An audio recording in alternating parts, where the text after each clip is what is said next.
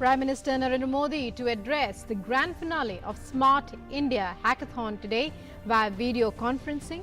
PM Modi will interact with students at the hackathon that aims to promote out-of-the-box thinking in young minds. Home Minister Amit Shah says the new education policy adopted by the Modi government is based on Lokmant Tilak's insistence on Sanskrit and other Indian languages, pays tribute to Lokmant Tilak at the international webinar on Lokmant Tilak Swaraj to Atmanirbhar Bharat arranged on the occasion of his 100th death anniversary. Unlock 3 kicks in from today across the country. Delhi LG Anil Bajal cancels Delhi government's decision to open hotels and weekly markets. Bihar, Jharkhand extend lockdown.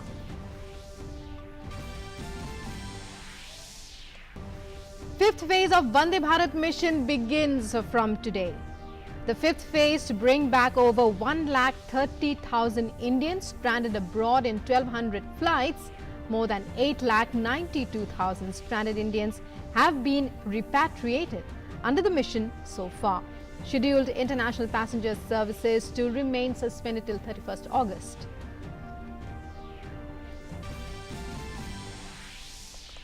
Prime Minister Narendra Modi greets fellow citizens on the occasion of Eid ul-Adha today. Says the occasion should inspire us to create just, harmonious and inclusive society. Namaz being offered in mosques while maintaining social distancing. Hello and welcome to this edition of the news. I'm Rukmaina. Top story. Prime Minister Narendra Modi will today address the grand finale of the Smart India Hackathon 2020 via video conferencing. He will also be interacting with students on the occasion. The Smart India Hackathon 2020 is being held from the 1st to the 3rd of August. The hackathon is a nationwide initiative to provide students a platform to solve some of the pressing problems we face in our daily lives and thus inculcate a culture of product innovation and a mindset of problem solving. It has proved to be extremely successful in promoting out-of-the-box thinking in young minds. The grand finale of the software edition this year is being organized online by connecting all participants throughout the nation together over a specially built advanced platform. More than 10,000 students will be competing to solve 243 problem statements from 37 central government departments, 17 state governments and 20 industries.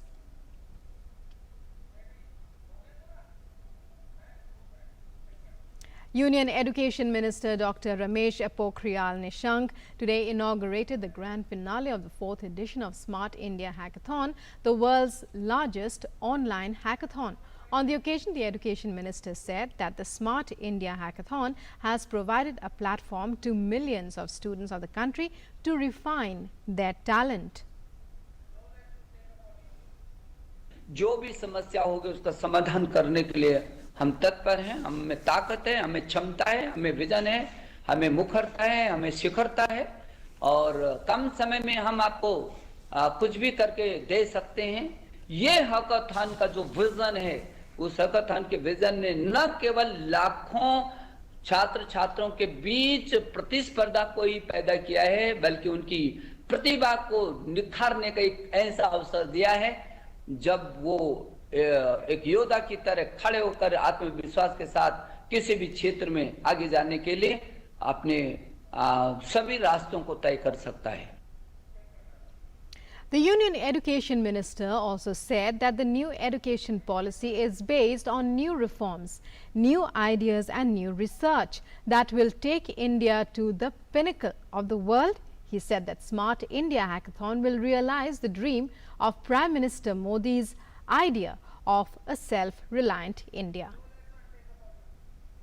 ये जो नई शिक्षा नीति आएगी वो नए सुधारों के साथ, नए परिवर्तन के साथ, नए विचारों के साथ, नए अनुसंधान के साथ एक ऐसी नई भूमिका की आधारशिला रखेगी जो मेरे भारत को विश्व के शिखर पर पहुंचाएगी। हम संस्कार युक्त मूल्यपरक शिक्षा की आधारशिला पर खड़े होकर के ज्ञान, विज्ञान, अनुसंधान और प्रौद्योगिकी के क्षेत्र में पूरी विश्व की स्पर्धा पर आएंगे और बहुत तेजी से आगे बढ़ेंगे। Higher Education Secretary Amit Shah on the occasion said that some of the social sector challenges have been selected to be discussed in Smart India Hackathon, for which he said students will be asked to provide solutions. He said that the new education policy will promote research, innovation and critical thinking. This hackathon has picked up problem statements which actually relate to social sector, the empowerment of women, the cyber security for women. There are so many cases that are being reported. The problems of developing states like Uttarakhand and others, health systems. I think these are the very important issues that are being touched by this hackathon. National Education Policy 2020, which was announced by the government, I think it's a great reform towards a system of education which promotes research, which promotes innovation, which promotes creative and critical thinking. The nation is observing the 100th death anniversary of Lokmanya Bal Gangadhar Tilak today. Bal Gangadhar Tilak was a social reformer and freedom activist. He was one of the prime architects of modern India and probably the strongest advocate of Swaraj or self-rule for India. His famous declaration, "Swaraj is my birthright and I shall have it," served as an inspiration for future revolutionaries during India's struggle for freedom. Prime Minister Modi paid rich tribute to Lokmanya Tilak on his 100th death anniversary. PM Modi said India bows to Lokmanya Tilak on his 100th Punya Tithi. His intellect, courage, sense of justice and idea of Swaraj continue to inspire. Union Home Minister Amit Shah today inaugurated the international webinar on Lokmanya Tilak Swaraj to Atmanirbhar Bharat in New Delhi. He also paid floral tributes to Lokmanya Tilak on the occasion. The webinar is being organized by the Indian Council of Cultural Relations. Addressing the event, the Home Minister said that Tilak's thoughts, his ideas towards respecting culture, tradition for society stands relevant as they were 100 years ago. Tilak ji को 100 साल समाप्त हो रहे हैं उनकी मृत्यु को, मगर आज भी उनका व्यक्तित्व, उनका काम, उनका विचार और उन्होंने शुरू की हुई परंपरा आज भी इतनी ही रिलेवेंट दिखती है, इतनी ही प्रासंगिक दिखती है जितनी 100 साल पहले थी। यही बताता है कि वो कितने दूरदर्शी नेता थे, भारत को समझने वाला, भारतीय जनमानस को समझने वाला और भारतीय संस्कृति के आधार पर भारत की आजादी की और भारत की विकास की नींव कैसे रखी जा सकती है, उसका दिशा देने वाला एक व्यक्तित्व था। The Home Minister also focused on Lokmanya Tilak's work towards the importance of the mother tongue and indigenous attire. Home Minister added that with this concept, the new education policy has been framed. आपने स्वभाषा का जो तिलक महाराज का जो अभियान था, स्वभाषा का तिलक महाराज का जो आग्रह था, कांग्रेस के अधिवेशनों में सब लोग उस वक्त भाषांतर की व्यवस्था न होने के बावजूद भी अपनी अपनी भाषा में बोले, इसका आग्रह वो करते थे। उसको नरेंद्र भाई अभी जो नई शिक्षा नीति लेकर आए हैं, उसमें संस्कृत और भारतीय भाषाओं को आगे बढ़ाने के लिए और इसके आधार पर देश के नए विकास का नक्शा खींचने का जो काम करा है, इसके साथ भी आज मुझे लगता है वेबिनार तिलक महाराज की सभी गुणों को आने वाले नए भारत की रचना के साथ जोड़कर मुझ जैसे कई कार्यकर्ताओं को, हजारों लाखों कार्यकर्ताओं को प्रेरणा देने का काम करेगा। IT and Telecom Minister Ravi Shankar Prasad has said that electronic production scheme has yielded favorable response from global and domestic mobile manufacturing units. The Telecom Minister also said that in a few years, mobile manufacturing units will make components worth 11,50,000 crores. As per the projections given by all these companies, 22 in numbers who have applied, they are going to produce mobile phone and components worth 11.5 lakh crores in the coming 5 years, out of which products worth 7 lakh crore will be exported. They are going to give job to 3 lakh Indian direct job and close to 9 lakh Indian indirect job. Therefore, the production will increase, the export will increase, and also employment will increase.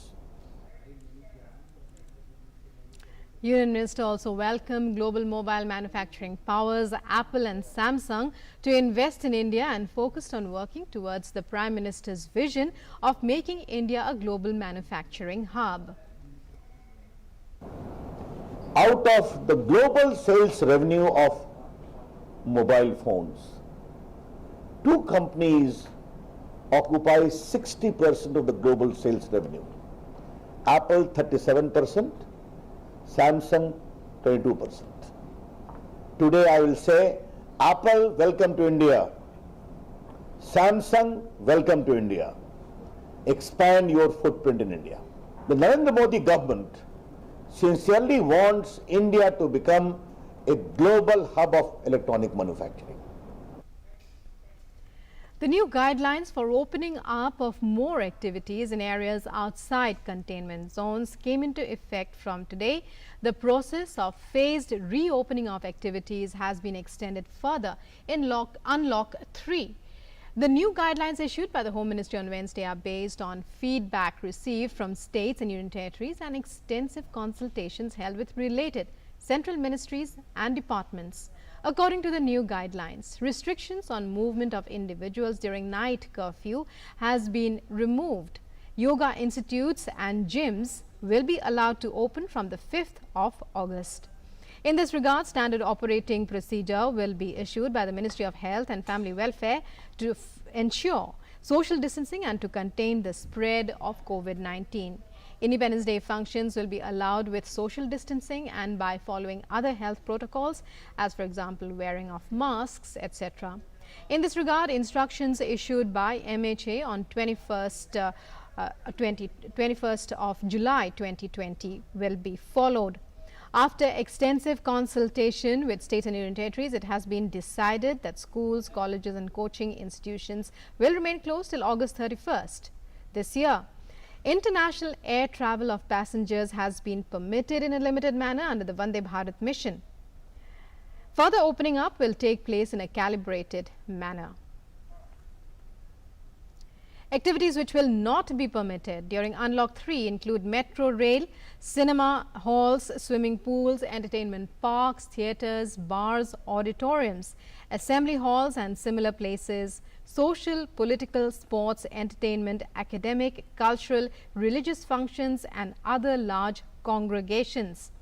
Vulnerable persons, that is persons above 65 years of age, persons with comorbidities, pregnant women and children below the age of 10 years are advised to stay at home except for meeting essential requirements and for health purposes.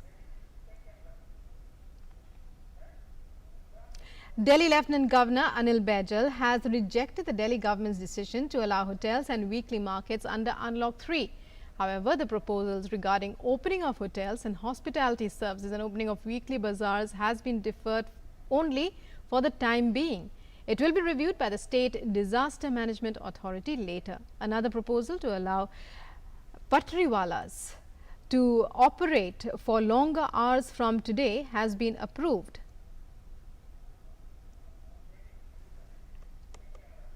And in view of rising COVID cases, many states have imposed lockdown to control the situation. Bihar government has extended lockdown due to coronavirus till August 16th.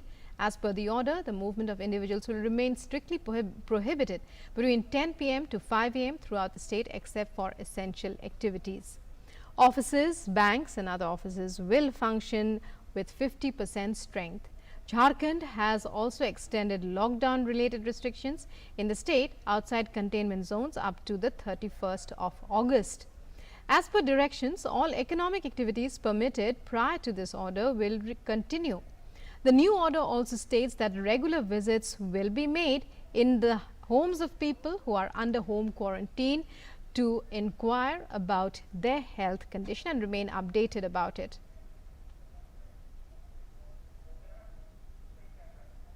In Uttar Pradesh, weekend lockdown is being observed today and tomorrow. During the weekend lockdown, malls and shopping complexes will remain closed, while all essential grocery and medical stores will be open. The UP government has also allowed doorstep delivery. Banks, hospitals and emergency clinics will also remain functional. The weekend lockdown has been imposed to conduct sanitization and disinfection procedures at markets and other public places. And the 5th phase of the Vande Bharat mission began from today to rescue Indians stranded abroad. This phase will continue till 31st August 2020. Up to 1,200 flights are likely to be added in phase 5 of the Vande Bharat mission, and the flights would cater to 21 different airports across India and repatriate more than 1,30,000 Indians stranded abroad.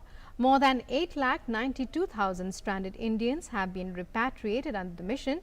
Under Vande Bharat mission, in total, Air India and Air India Express have airlifted over 2,67,000 stranded passengers, and other charters have airlifted over 4,86,000 stranded passengers in the period 6th May to 30th July 2020. India has also signed transport bubble agreements with the United States, France and Germany. Recently, transport bubble agreement was also signed with Kuwait to uplift stranded passengers to and from India.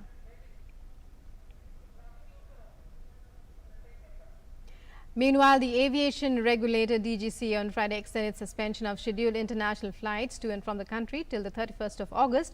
However, this restriction will not apply to international all-cargo operations and flights specially approved by the DGCA. Earlier, DGCA had on July 3rd extended the ban on international flights until July 31st after they were suspended till July 15th.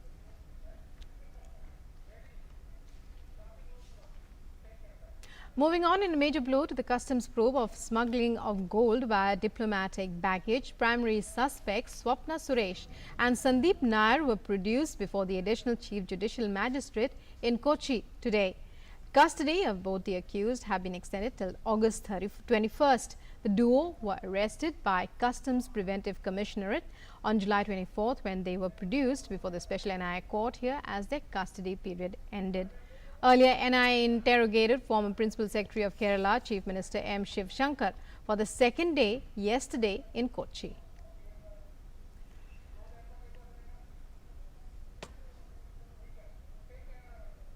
And let's now take a look at COVID-19 updates from across the country.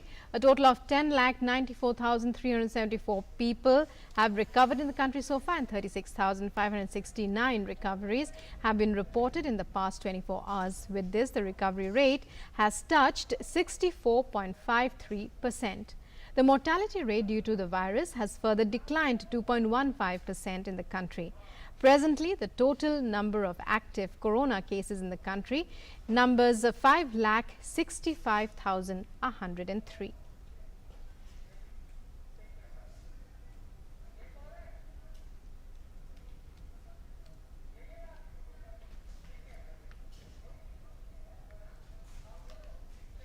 And let's now take a look at global COVID updates. COVID-19 cases continue to rise across the globe. The novel coronavirus has claimed the lives of over 6,83,000 people worldwide. While over 1,77 lakhs have contracted the infection so far, over 1,11 lakh people have recovered too worldwide. The United States and Brazil remain the worst affected in terms of infections and fatalities. The US has so far recorded over 47,05,000 cases and over 1,56,000 deaths.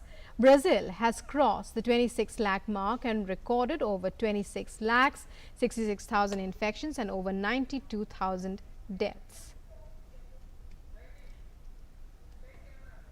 Again, Mexico has become the country with the third most COVID-19 deaths in the world. Behind the US and Brazil, Mexico now has had more than 24,000 confirmed corona cases, while over 46,000 people have lost their lives here so far.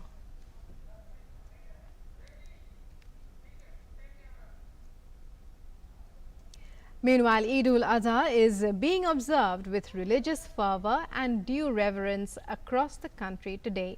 However, no mass congregations were held either in Eidgahs or grand mosques in most places in view of coronavirus-related measures. Authorities have also issued guidelines advising people to offer congregational prayers for Eid at home.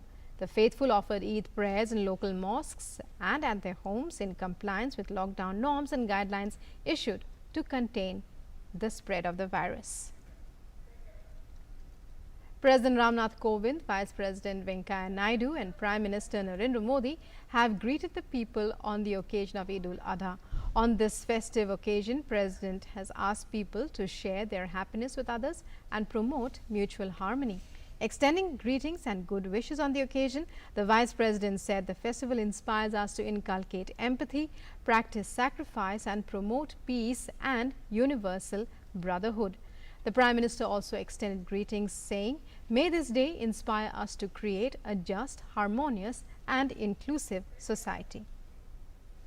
And with that, it's a wrap on this edition of the news. News and updates continue on DD News and DD India. Namaskar.